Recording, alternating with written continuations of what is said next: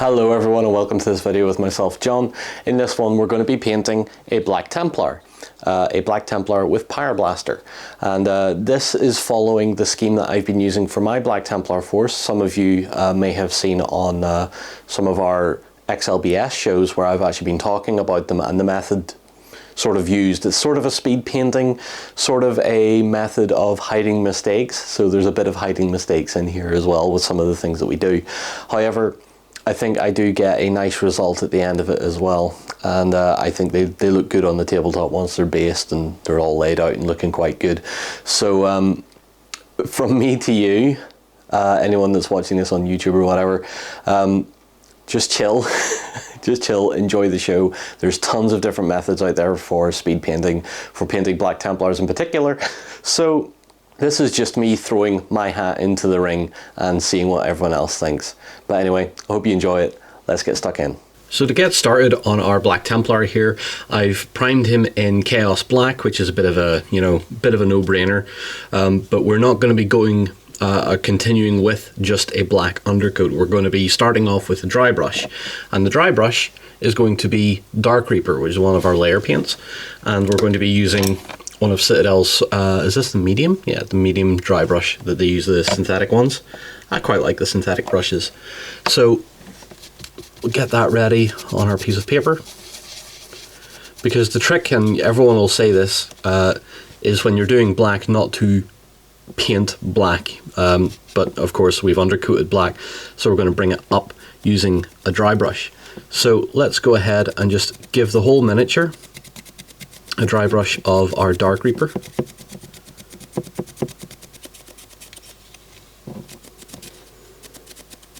With our Dark Reaper now down, we can see what that has done for our black undercoat. It's raised everything up a little bit.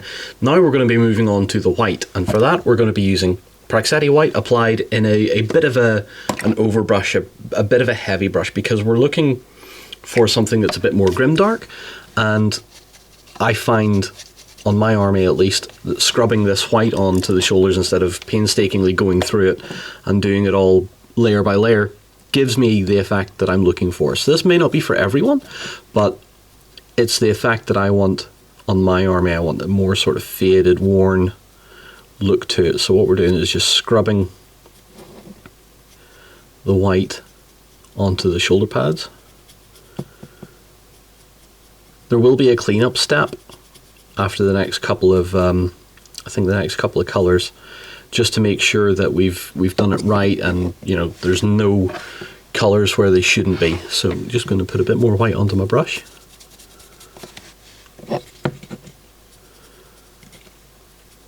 And you can do this in as many layers as you want. I just tend, because we're trying to speed paint, just do the one sort of semi-heavy pass here and just scrub the paint around that inner part of that shoulder plate.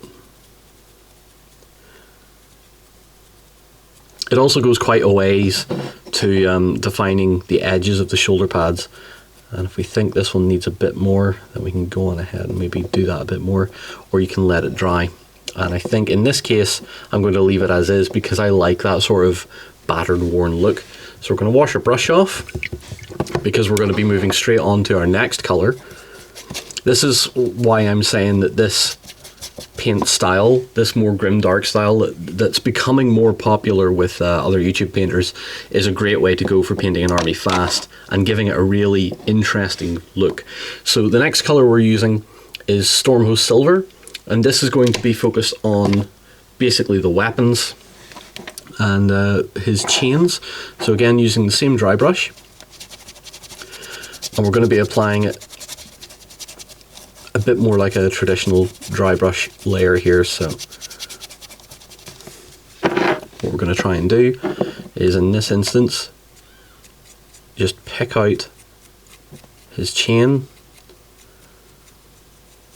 On the edge of the brush, we're going to pick out that piece on his wrist,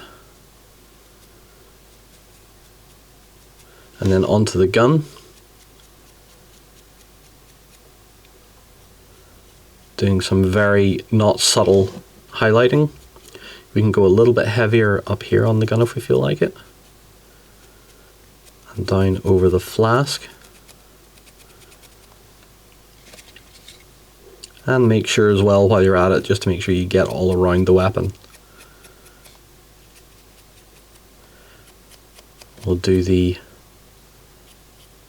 underside there a little bit, because the shroud, the upper shroud, is going to be going a different color.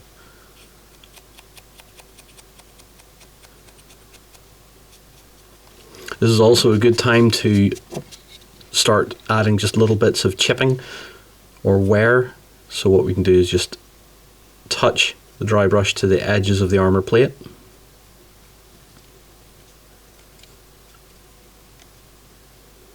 And just pick out areas of high wear. It just adds a few scratches and scrapes, particularly over the top of the helmet. I often like to get a little bit of the faceplate in there as well, as you can see. And then on these vents here, we'll just brighten them up a little touch too. Again, we're not trying to spend too much time on it.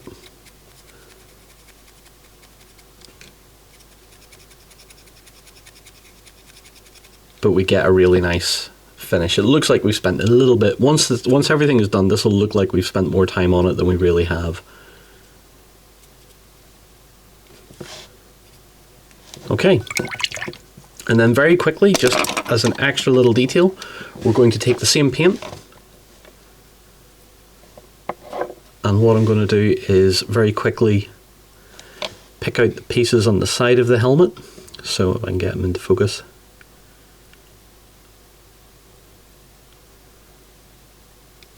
This piece here, and then there's the piping.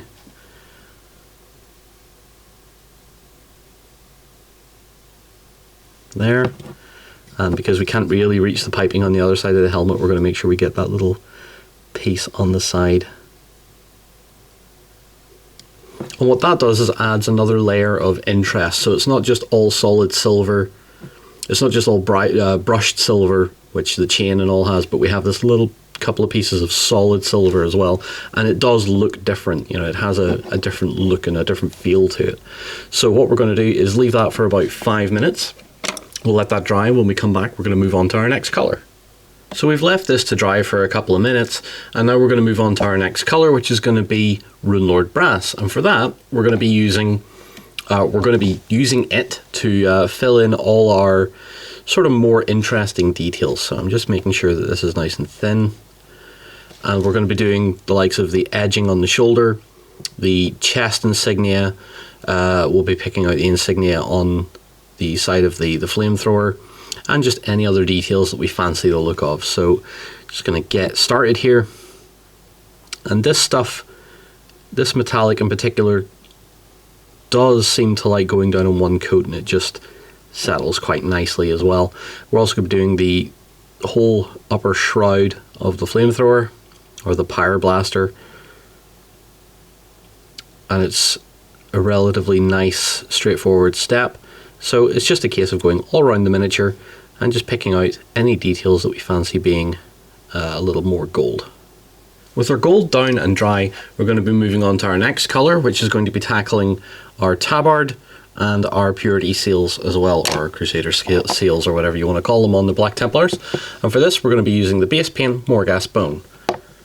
So straightforward, we're going to get in there and just start painting away. Make sure there's some water on the brush, and we're going to need a couple of coats just to make sure we get a nice solid color. We're aiming for nice solid colors throughout this painting. So get the first layer down, move on, start on the next piece, and then once we've done this piece, we go back and we put the second layer onto the first piece again. So with the Morghast Bone down, a good couple of coats of that just to keep it nice and tidy. You can see we've had to reach a little bit up into here. Our next step is going to be painting the crosses on our shoulders, and we're going to be going back to black for that, and we're going to be using Decay Black from Fantasy and Games, the scale color range. And any black will do, to be honest. It's just the one I had to hand. So yeah, we have some of that on the palette already. So I've also been using this to clean up areas, you know, thinning it down a little bit and running it across areas where the silver has spilled over a little bit too far, or mistakes I've made with some of the gold. So I've been running around some of the rivets a little bit just to tidy them up. It's not the biggest of deal, I just don't want to have too much tidy up to do. So make sure I have plenty of paint off the brush again. We've got a nice sharp edge, and it's just going to be a case of that's maybe even a little too thin there. Just want to work it out to the edge of the cross.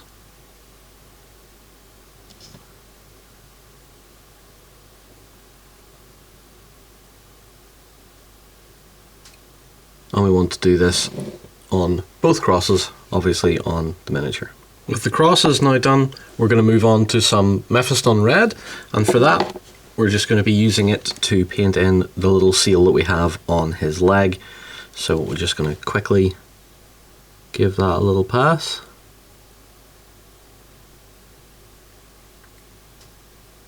And if we feel like we need to, we can add a second coat to that later on. But what we need to do as well with that painted in is we need to work on all the leather work that is on the armor, and for that we're going to be going with Mornifying Brown, and this is going to be another base coating step, so we're not going to show too much of this. It's just getting all the leather work in, getting it all, well, we're just basically working towards getting the miniature ready to add our enamel wash that we're going to be doing very soon. So make sure we have some of that on our brush, and then we're going to carefully paint in all the belts and all the straps. With the leather done, as you can see here on the back, just made sure that we've caught all the various straps that are going around him there and onto the belt buckles and such. We're now going to be moving on, now that we've basically base coated everything we want to base coat at this stage, we're now going to make a complete mess of it by using an enamel wash, and this one is AK Interactive Dark Brown. Now this is technically for green painted stuff, but this does work really well for something like a Warhammer miniature, and because we haven't painted them olive drab, it's going to look a little too dark, but what it is going to do is give us some really interesting finishes. So you can see it's an enamel wash. I shouldn't be putting it onto a wet palette, but I'm letting you see the coloration of it. And yeah, all we need to do here is take our miniature and completely coat him in this stuff. We don't have to be gentle, we don't have to be subtle. We are just going to make sure that every piece of this guy is completely covered in our enamel wash. And the reason we're doing this is because once enamel wash has dried, it'll settle, and after that then we can take the medium that the enamel wash has, which is sort of a white spirit, and reactivate it a little bit. Something similar to, you hear, like you've probably seen already, using hairspray on a tank and stuff like that. But this more works like reactivating, what am I thinking of here? Dirty and Down spray aerosol dye. And once it's reactivated by water, and you can move it around and tighten up the effect a little bit. Now I've used Ultimate Weathering Wash on stuff like this before, where it's water activated and it works very well. However, this is more readily available across Europe and the UK and whatnot. If you're looking for AK Interactive, there's a lot of hobby stores, online and physical, that sell this kind of thing, and it's just a little bit easier to get your hands on than certain other products. So I decided for my Black Templar army that I would just use the stuff that's more readily available. You know, if I decide to expand the army, I need a lot more of it, and yeah, that's the idea behind it. So we now have our whole miniature looking completely muddy and messy. We now have to let this sit and dry completely before we do anything else. You also see I haven't painted his eyes yet. I will explain that as we go on. But for now we're going to let this dry. Once it is completely dry, we can then return to it and start to remove it and move it around the miniature and get that gritty, Grimdark style really coming through. So we've left our enamel wash to dry for a while. It's not completely dry, however it's dry enough for us to move on to the next step, which is to move it around and remove it off certain parts. So what I have here is a little bottle which has a lot of rubbish in it. This is basically the overrun from a bottle of enamel wash that had dried out. So a lot of the pigment had settled to the bottom. It was a colour I wasn't using anyway, and I just took the fluid out of that and just used that to reactivate it, because it's the same stuff, whatever the spirit is that's used, or the oil that's used. So what I do is I dip a brush in it, and then sort of dry the brush off a little bit, let it capillary out, and that leaves the brush sort of damp rather than anything else. And what we want to do now is, almost as if you're doing a dry brush, just flick the brush across the model. And you can see how easy this stuff reactivates and starts to move around.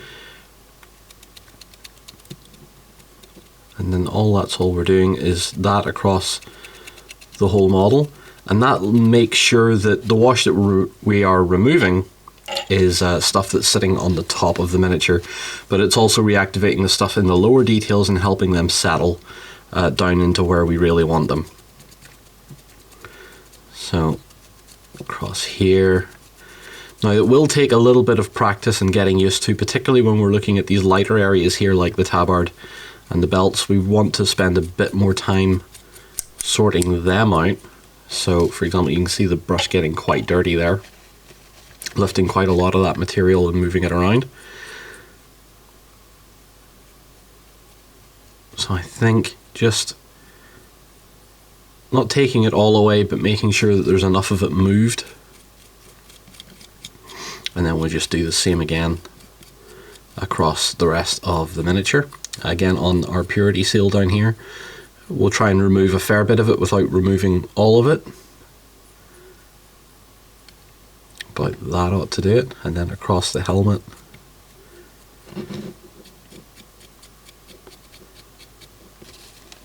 And occasionally we just have to dip the brush again,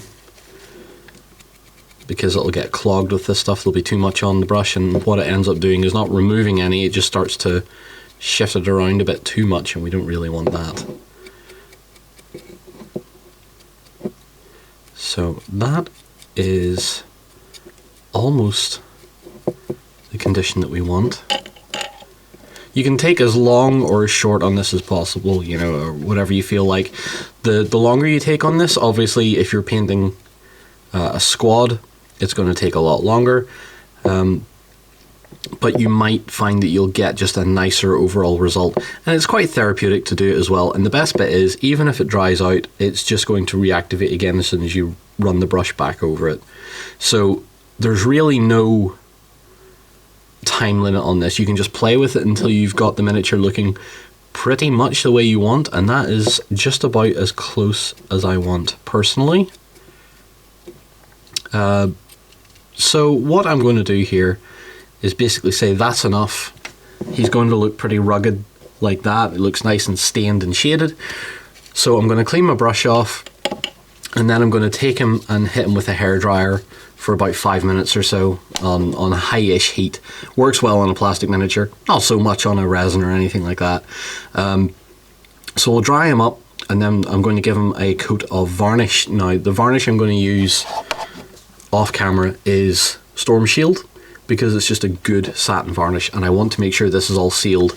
I'm happy with it. I want it sealed now at this point. I don't want anything else to interrupt the stuff that we've already done. So once it's dry and varnished, we come back and it's literally just finish him off with a couple of little details, maybe a bit of scroll work on the purity seal, but beyond that it's just going to be painting his eyes. So with the enamel wash dry and a matte varnish applied, I also painted the base back into a flat black, just because I just felt like it. I was sat doing nothing.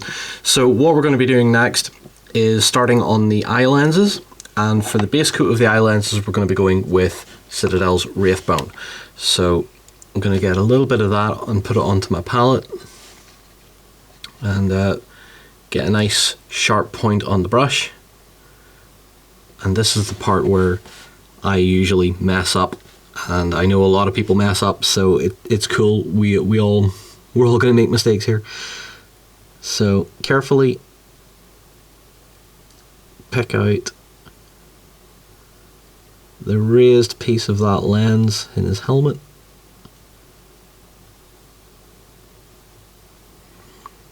Something like that, so not too much.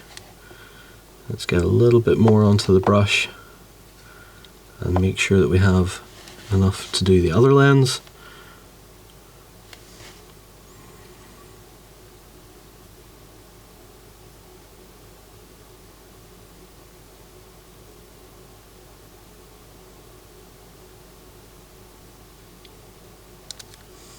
Made a little bit of a mistake there. A little bit too much paint there got to his nose.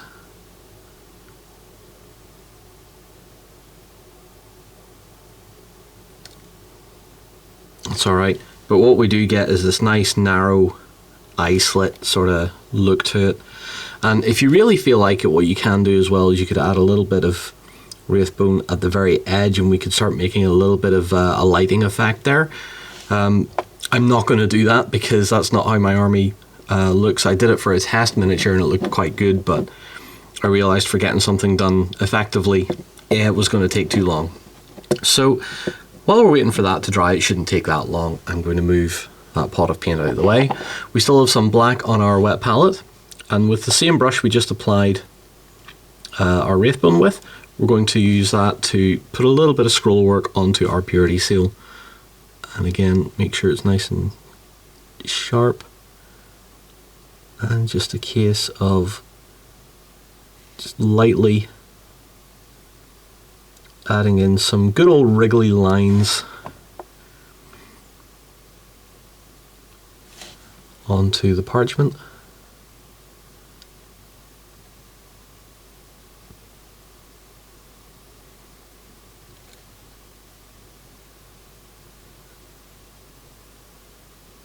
A little bit too thick down towards the bottom, but it's there. There's something there for us to look at and something to point out. So hopefully that Wraithbone is dry. I'm going to close my Wraithbone pot and move that out of the way. And for the eye lenses, to finish them off, we're going to be using some Blood Angels contrast paint. It's been a while, you know, it's been an entire tutorial and we've not used contrast paint yet. That's not usually how things go with me. So once again, the same brush we've been using already. Put some onto the palette and make sure there's enough off the brush again. And what we're going to do here is apply it heavily into the recessed part of the eye lens and just lightly brush over the Wraithbone. And what that does is it'll immediately start pulling away from the center of the eye, and we get a really narrow red slit, but still has a bit of red around it from sitting in the recess.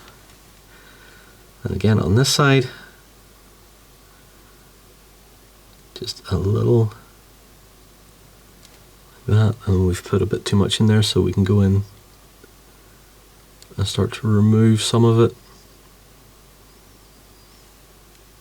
And when it looks relatively even, so we could remove a bit more from that eye. And what we get is a nice, interesting looking red in amongst all this really dark armor. So that, once it's dry, that is our miniature complete. So we're going to let it dry and then we'll have a look at it in a bit more detail. So here we have it all dry, all ready to rock. Ready for basing is our Black Templar, and I hope you guys like the finished result, because this is the result I put on my entire army, and I know I've had a few good comments about them already. But this was just to show there's tons of different methods of speed painting out there. There's tons of different methods of doing Black Templars out there, you know, from Grimdark right up to super clean and tidy. Like for example here, if I pick one just out of my shelf here, this was the first Black Templar that I painted, and the stylistic difference is very apparent. You know, the very clean, very tidy, very dark and very gritty, but overall I think they both stand up well to their own merits. I think they're both decently painted miniatures, and this style lets me get an army finished, whereas the other style I spent 6-7 months just doing 2 squads or 3 squads, and I realized I wasn't going to finish, so the project died. But with this gives me something that I want. This gives me a heavy looking marine. The brightness of the red in the eyes can always be a bit brighter. Of course, I could make it brighter if I wanted to, by adding another red or orange highlight in there.